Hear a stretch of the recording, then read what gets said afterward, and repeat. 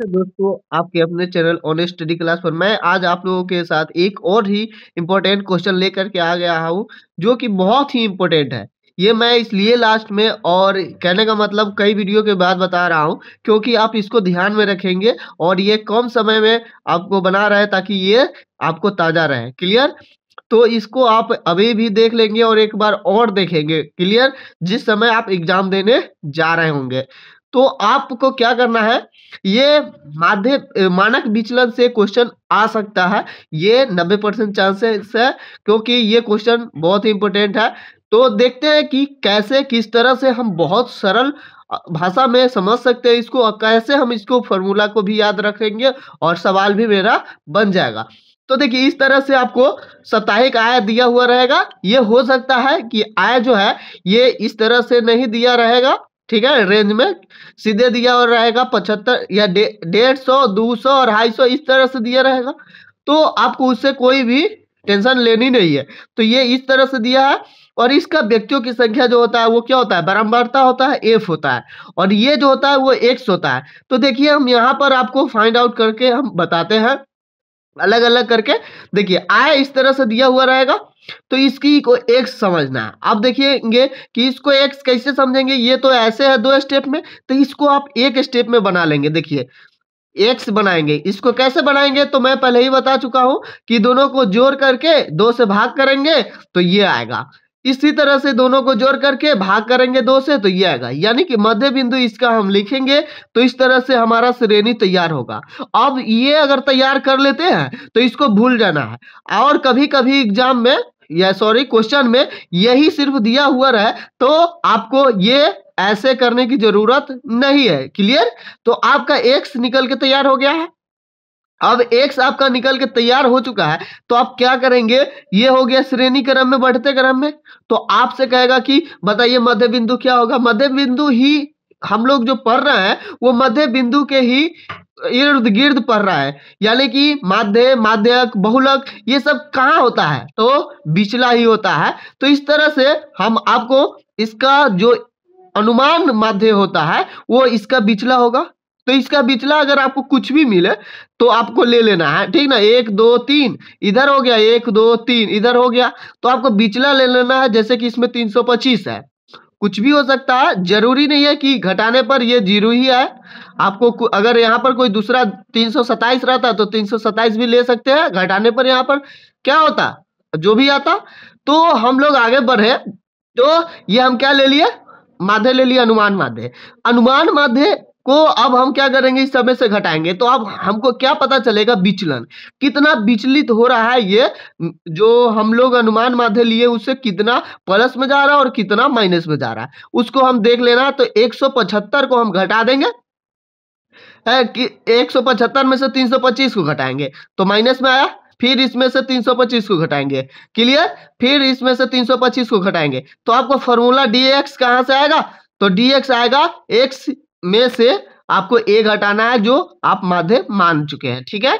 तो बिचला वाला, तो बिचला वाला को आप घटाते जाएंगे तो कहीं ना कहीं कम आएगा, उसके बाद प्लस में आपका चला जाएगा। तो प्लस में जा रहा है, प्लस में जा रहा है, आपका यही हो गया क्या, dx। तो dx आपका निकल चुका है। तो देखिए, देखेंगे कि इसका जो ये जो वैल्यू था वो यहां से आया है, कहां से आया है, यहां से आया है। इसीलिए इसका dx डैश जो है, dx डैश, तो आप इसको किस तरह से निकालेंगे, तो i से भाग करके, यानी कि इसमें जो है अंतराल दिया हुआ है, कितना का अंतराल दिया हुआ है, सो तो पता ही है, 150 से 200 कितना का अंतराल हो गया, 50 का। इस तरह से अगर दिया रहेगा तब आपको यहाँ पर ये 50 का जो अंतराल है उससे डिवाइड करके आपको ओरिजिनल dx निकालना होगा। नहीं, अगर इस तरह से ही दिया रहे, सिर्फ ये नहीं दिया रहे, तो आपका dx ओरिजिनल ही निकलेगा। क्लियर? तो ये जो है इसको हम क्या करेंगे, 50 से डिवाइड करके रेंज से डिवाइड कर देंगे, तो ये मेरा ओरिजिनल dx निकल जाएगा। यहाँ पर i लिखा हुआ है, i यानी 50, ठीक है ना। तो इससे 50 से डिवाइड कर देंगे, तो यहाँ पर देख पा रहे हैं कि 50 से डिवाइड करने के पश्चात हमारा ओरिजिनल जो dx है, इसी से हमारा सवाल बनने वाला है। तो ये dx f dx डैश जो है, ये किस तरह से, ये इसका जोड़ है, तो यहाँ पर आप क्या करेंगे, एफ डी एक्स निकालेंगे। जो एक्स आपका ओरिजिनल आएगा डी एक्स, ये डी एक्स ही आपका ओरिजिनल होता। मैं पहले ही बता रहा हूं कि अगर इस तरह से नहीं दिया हुआ रहता, कोई डिजिट सीधे दिया रहता 7 9 11 15 17 इस तरह से, तो जैसे कि ये दिया हुआ है, तो अब हम क्या करेंगे, dx निकालेंगे एफ डी एक्स। तो f आपको पता ही है बारंबारता की संख्या, बारंबारता जो है वो, और अभी आप लोग dx निकाले हैं यहां पर ओरिजिनल। तो अब क्या करेंगे, इसमें इससे मल्टीप्लाई करेंगे तो एफ डी एक्स निकल जाएगा। तो 25 या 75, फिर इसमें इससे गुना करेंगे तो 320, 16 दूना 32, इसमें इससे, तो इस तरह से मल्टीप्लाई करने पर हमको एफ डी एक्स निकल जाएगा। जब एफ डी एक्स निकल जाएगा, जो एफ डी एक्स निकलेगा, फिर इसका जो डी एक्स जो होगा ओरिजिनल वाला, उससे हम मल्टीप्लाई कर देंगे ये दोनों का। देख रहे हैं, ये और ये एफ डी एक्स है और ये डी एक्स है।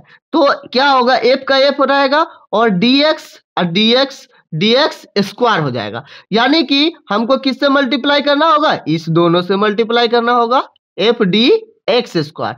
तो ये दोनों को मल्टीप्लाई करने के पश्चात आप देखेंगे कि इस तरह से आपका प्लस में ही आएगा। क्लियर, प्लस में आने के पश्चात आप इसको क्या करेंगे, जोड़ेंगे। तो यहाँ पर ए सिग्मा यानी कि जोड़ का जोड़ है ये एफ डी एक्स स्क्वायर का जोड़, और यहाँ पर जो है, यहाँ पर इसको जोड़ेंगे एफ डी एक्स, जो वास्तविक वाला एफ डी एक्स जो डैश है करके दिखा रहा है, उसको जोड़ेंगे। जो आएगा इसका विचलन, और जो आएगा इसका एफ डी एक्स स्क्वायर का विचलन, यानी कि मल्टीप्लाई वाला, उसको लेकर के हम फॉर्मूला पर बैठाएंगे। तो मानक विचलन जो होता है, उसका जो संकेत होता है, सिंबल होता है, ये होता है। ठीक है, अब हम इसकी फॉर्मूला की ओर बढ़ते हैं। सारे बातों को समझने के पश्चात आपको एक फॉर्मूला लगाना है मानक विचलन का, आई गुने root under E F D X square जो निकाले ऐसे, उसमें एन से भाग करेंगे। यानी कि जितनी बारंबारता है उस सबको जोड़ करके जो एन आएगा उससे क्या करेंगे, डिवाइड करेंगे। ठीक है, ये हो गया एफ डी एक्स स्क्वायर का, और उसमें 300 से भाग करेंगे। देखिए विचलन निकाल रहा है ना, तो विचलित जो भी थोड़ा सा आगे या पीछे होगा उसी का वैल्यू ना आएगा। तो वही एफ डी एक्स का स्क्वायर निकाल करके 300 से भाग करेंगे, फिर माइनस ई एफ डी एक्स जो निकाले हैं उसमें एन से भाग करेंगे, उसका होल स्क्वायर लेंगे। क्लियर, अब उसका इसका वैल्यू आप लोग देखे हैं कि एफ डी एक्स स्क्वायर का वैल्यू 10 20 आ रहा था, और आई का वैल्यू मैं पहले ही बता चुका हूं कि क्या है, रेंज इसका 50 है। यहां पर 50 आपको लेनी है, तो रेंज आपको पता चल गया कि 50 है। अब यहां पर क्या करेंगे कि इसका होल स्क्वायर कैलकुलेशन अगर आ रहा होगा तो इसको 0 से 0 काट लेंगे। 0 से 0 काटने के पश्चात क्या हो जाएगा, इस तरह से आ जाएगा और इस तरह से आ जाएगा। अब इसमें क्या करेंगे, इसको अगर हम काटेंगे तो 13 तिया 39, एक 0 से अगर काटेंगे तो 1.3, इसका होल स्क्वायर करेंगे। फिर इसमें अगर काटने के पश्चात दशमलव में 3.4 आ रहा है, और उसमें से आपको 1.69 घटाने के पश्चात 1.71 आता है, जो 50 से मल्टीप्लाई करने के पश्चात 65.400 आता है। अब हम देखेंगे कि मेरा सवाल बन गया, नहीं। अब हम लोग इसका जो मानक विचलन था वो तो हम लोग निकाल ही लिए हैं, मानक जो विचलन था। अब हम लोग मानक विचलन का गुणांक भी दिया हुआ है कि उसका गणना करें। तो गुणांक का भी अगर गणना करना हो तो आपको ये पूरा का पूरा निकाला हुआ है, तो आप क्या करेंगे, सिर्फ फिर इसका स्टैंडर्ड जो डेविएशन है उसका फॉर्मूला जो है समांतर माध्य पहले निकालना होगा। इसके लिए समांतर माध्य तो आप जानते ही है, जो कि अनुमान वाला माध्य है, उसमें से जो विचलन वाला माध्य है उसमें आई से मल्टीप्लाई करने के पश्चात जोड़ने पर क्या आ जाएगा, अगर ज्यादा है तो जुट जाएगा, अगर कम है तो घट जाएगा, वही ना होगा। जैसे कि आप देख पा रहे होंगे कि इस बात को आप अगर नहीं समझ पा रहे हैं तो देखिए समझने की कोशिश कीजिएगा। जैसे कि यहाँ पर हम 3, ये 3 ले लिए, ये 4, ये 5, अगर इसको हमको माध्य निकालना होगा तो हम 4 ले लेंगे। अब देखेंगे कि अगर हम 4 ले लिए तो अब हम इसमें से एक इसको दे दिए तो ये भी 4 हो जाएगा, ये भी 4 हो गया। अगर नहीं होता, अगर इसका वैल्यू ज्यादा रहता प्लस वाला तो 4 से कुछ ज्यादा आंसर आता। अगर इसका वैल्यू ज्यादा आता माइनस वाले का तो हम क्या करते, जो हम माने होते हैं उससे अगर इसका वैल्यू कम आता ज़्यादा आता तो इसको घटाते हैं। तो वही बात यहाँ पर है कि हम जो माध्य माने थे वो 325 था, उसमें से माइनस में अभी हमको इतना आ गया है, यानी कि कुछ हम ज़्यादा मान लिए थे। बात समझ रहे हैं? माध्य हम कुछ ज़्यादा मान लिए थे, इसीलिए यहाँ पर प्लस घट जाएगा। क्लियर? क्योंकि 390 माइनस में आया था। फिर n से भाग करेंगे, i से मल्टीप्लाई करेंगे, 260 आ जाएगा इसको घटाने के पश्चात। तो अब देखेंगे कि ये जो है मानक प्रमाण का विचलन गुणांक क्या है। तो ये है ये डेविएशन, जो मानक स्टैंडर्ड डेविएशन बाय समांतर माध्य होता है। तो स्टैंडर्ड डेविएशन कितना आया है, तो आपको ऊपर में पता ही है 65.4 और नीचे में 260 आया है समांतर माध्य। इसे भाग करने पर, डिवाइड करने पर क्या आएगा 0.252। इस तरह से आप बहुत आसान तरीके से सवालों को बना सकते हैं। ये बहुत ही इंपॉर्टेंट सवाल था जो कि आपको ध्यान में रखना है। क्लियर?